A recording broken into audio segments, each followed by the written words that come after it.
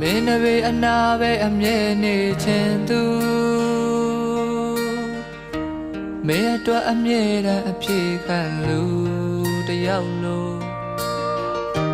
မင်းလေးကြိုက်တယ်လို့အနိုင်ယူသွားလိုက်ပါ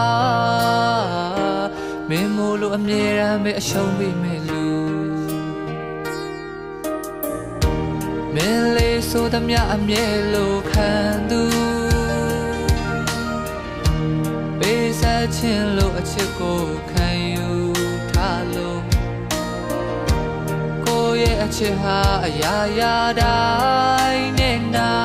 င်ရှင်ရဲ့အလုံးအသေးမွားပဲရှိတော့တလို့